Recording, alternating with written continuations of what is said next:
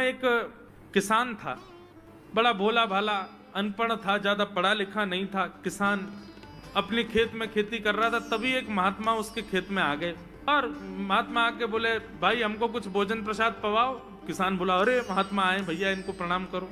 किसान ने उनको प्रणाम किया, प्रणाम करके महाराज उनको भोजन प्रसाद पवाया। कहा, महात्मा जी आप आए हैं, मुझे कोई गुरु मंत्र दे जाओ। महात्मा जी ने सुंदर गुरु मंत्र दिया, द्वादशाक्षर मंत्र दिया। बोले ये तो बहुत कठिन है, इतना कठिन नहीं, सरल सा दो। अष्टाक्षर मंत्र दे दिया। बोले ये भी कठिन है, कोई और सरल दे दो। महात्मा बोले कुछ नहीं, तुम इतना कृष्ण चंद्र बोल दिया करो बस। कृष्ण चंद्र बोले, हाँ इसी का नाम, जब यही तुम्हारा गुरु मंत्र है। इतना भोला बेचारा याद करने लगा, उसको याद ही नहीं होवे कृष्ण चंद्र कृष्ण चंद्र कृष्ण चंद्र। अब भूल ना जाऊं इसके लिए बोलता रहता था 24 घंटे, कृष्ण चंद्र कृष्ण चंद्र कृष्ण चंद्र। अपने खेत में हल जोत रहा था, कृष्ण चंद्र बोल रहा था। इतने में उसकी पत्नी आ गई, अरे सुनो तुम्हारे लिए भोजन लाई हूं, जल्दी कर लो। बोले कृष्ण चंद्र कृष्ण चंद्र कृष्ण चंद्र। पत्नी पीछे लग गई, पीछे, भोजन तो कर लो, रोटी तो खा लो, ठंडी हो जाएगी। बोले अरे तू पीछे मत पड़, मैं भूल जाऊंगा, गुरुजी ने मंत्र दिया मुझको।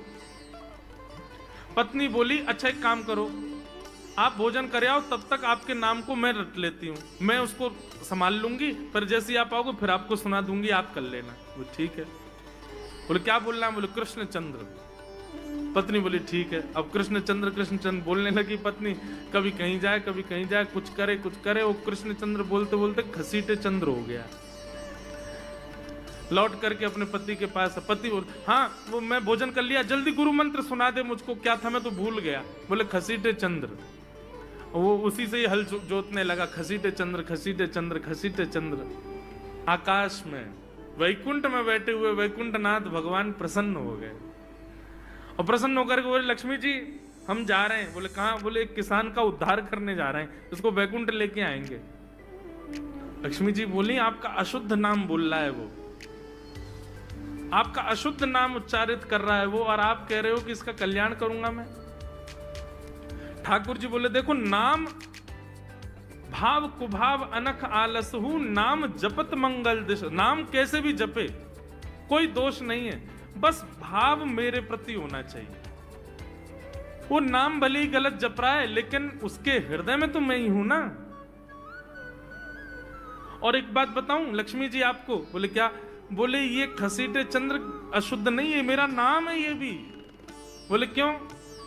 बोले जब हम छोटे थे तो बाल लीला कर रहे थे ब्रज में, यशोदा मैया खूब नहलाती धुलाती और बढ़िया सुंदर श्रृंगार करती, लेकिन हम पूरे नंद भवन में घुटमुन चल चल के कभी नीचे लुढ़क करके कभी ऊपर गिर के सब माला तोड़ लेते, अस्त व्यस्त वस्त्र कर लेते, घुंघराले केशों की ऐसे भुज्जा बना लेते, ऐसा रूप बना लेते।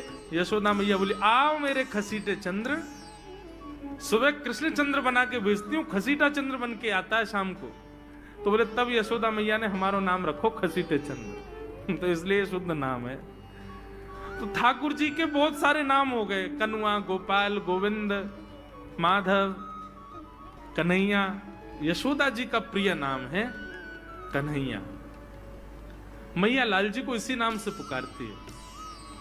ठाकुर जी अब धीरे धीरे 3.5 वर्ष के हो गए, और जैसे ही 3.5 वर्ष के भय महाराज, मानो जैसे उनके शरीर में स्प्रिंग एक्टिवेट हो गई हो। इतना ऊधम मचाते हैं, इतना ऊधम मचाते हैं, पूरी गोकुल की नाक में दम कर रखा ठाकुर जी ने। यशोदा मैया ने लाल जी को नूपुर पहना रखे। सवेरे जैसे ही ठाकुर जी उठते हैं, नूपुरों की आवाज आती है तो यशोदा मैया तुरंत रसोई घर से दौड़ के जाती है लाला के पास।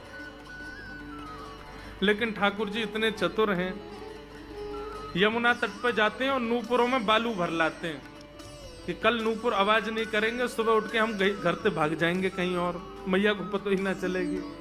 ऐसा उधम मचा में अब ठाकुर जी वो लीला कर रहे हैं जिस लीला पर देवताओं को भी विश्वास नहीं हो रहा है। ऐसी लीला ठाकुर जी कर रहे हैं कि किसी को भरोसा ही नहीं हो रहा कि जगत नियंता जगदाधार ये कर सकता है। और ठाकुर जी क्या करते हैं? बोले ये मत पूछो क्या करते हैं, यूं कह रहे हैं क्या नहीं करते। जो माता पिता अपने बालकों को बहुत ऊधमी समझते हैं, बहुत बड़ी कृपा है ठाकुर जी की कि आपके घर ठाकुर जी जैसे उद्यमी बालक नहीं है। ऊधमों के सिरमौर हैं ठाकुर जी। कैसा उधम मचाते हैं? नहा धो करके ठाकुर जी सवेरे तैयार होते हैं, सबसे पहले गैयाओं के पास जाते हैं। मैया कहवे लाला नहा धो के सबसे पहले गैयान को प्रणाम करवे जा, गैयान को स्पर्श कर फिर कछु करियो। ठाकुर जी गैयाओं को प्रणाम करने जाते हैं। जैसे ही देखते हैं कि कोई गैया बैठी है, सो ठाकुर जी कहें अरे अरे मैया या गैया को आलस आ गयो, या को आलस दूर कर दूं। सो बैठी हुई गैया के ठाकुर जी सींग पकड़ लेते हैं और सींग पकड़ करके अपनी ओर खींचते हैं। दूसरी तरफ से सींग बलराम जी पकड़ लेते हैं। अब ऐसे सींग पकड़ करके ऐसे ऐसे गैया के सींग हिलाते हैं। अब बैठी रहती गैया थोड़ी देर तो कोई बात नहीं, जैसे जोर जोर से हिलाना प्रारंभ करते हैं सोई गैया खड़ी हो जाती है। और जैसे गैया खड़ी होती है ठाकुर जी लटक जाते हैं सींगों से।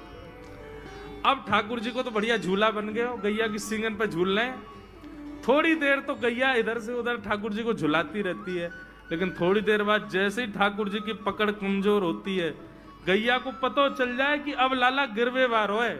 तो गैया भी इतनी चतुर कि वो गोबर में ही जाके खड़ी हो गए। ठाकुर जी के नेक आगे को चल, मैं गोबर में है जाऊंगा। गैया के ना अब तो मैं यहीं खड़ी रहूंगी, तुम गोबर में ही गिरो। और सोई ठाकुर जी को हाथ छूट जा, मैया मैया बचाइयो, देख जे गैया मुंह को गोबर में फेंक रही है। अब मैया जब तक बचावे आवे तब तक तो लाल जी के हाथ छूट जाएं और ठाकुर जी गले गले तक गोबर के ढेर में जाके गिर जाएं।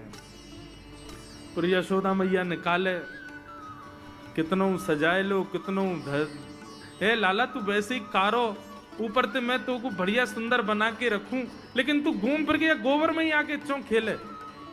मोकू तो लगे तू पूर्व जन्म को सूकर दीख है। ठाकुर जी मंद मंद मुस्कुरा रहे, हाँ मैया जे बरा भगवान को अवतार भयो ना, जाने पृथ्वी की रक्षा करी हिरण्याक्ष थे। भैया बोली हाँ वो मैं ही तो हतो, मैं जय जय हूं मैया, वो बरा भगवान ही जय जय, वही जय जय तेरे यहाँ लाला बन के आयो है। यशोदा मैया के बातन ने मत बनाए कर, नेक नेक बड़ो है क्यों बोलो सीखो, ऐसी बात बनावे, जय जय बोले अपने आप पे, नहावे धोवे है ना है, मुंह पहुंचे ना है, मैं जय जय हूं।